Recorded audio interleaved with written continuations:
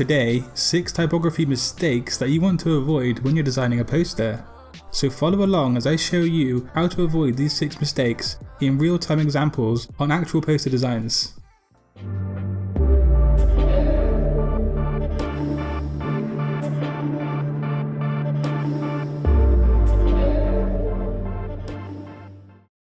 What is up people, welcome back to Satori Graphics, the home of graphic design content right here on YouTube.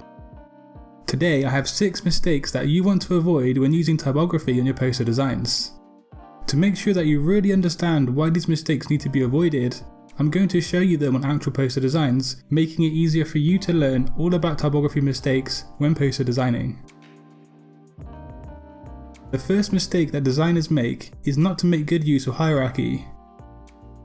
This is where a designer will make important or attention-grabbing text quite bold or quite large on the design, and then make other less important sections of typography that much smaller.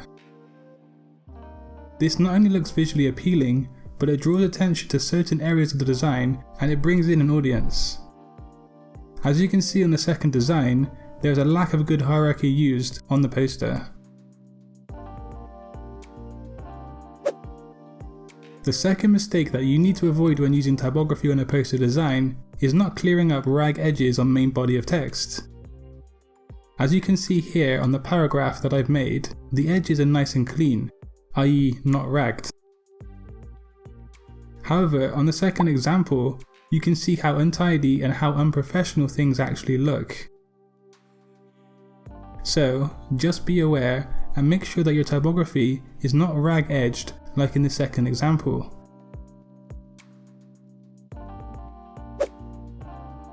The third mistake today is a big one that beginner designers often make, and that is by not using typography that fits the content or the context.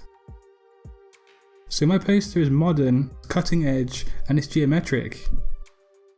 By using fonts as seen in the second example, things don't really fit together with the narrative or the style of the design. So be aware of the context of your design and also the content.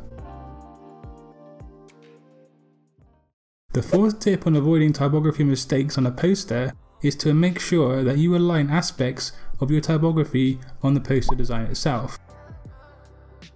Not only should you align text to text, but it also helps to align typography to other design objects too, as you can see along the right hand edge on the first design. The fifth mistake that you need to avoid when using typography on a poster is to make sure that your leading is nicely spread apart. Leading refers to the space between each line of text, and it needs to be not too far apart, but also, as you can see on the second design, it shouldn't be too closely packed together either. This renders the typography unlegible, and obviously that's not good.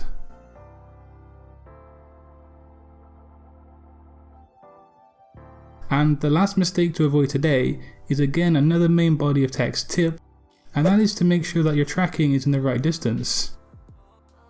The tracking is the space between each letter as a whole on your typography. Much like in the last point, if your tracking is not perfect, it makes it very difficult for someone to read your typography. Make sure to subscribe to Satori Graphics for weekly graphic design content. There are 6 mistakes that you need to avoid when using typography on your poster designs. Let me know if you learned something today, and also like and share my videos on social media if you do find my content useful.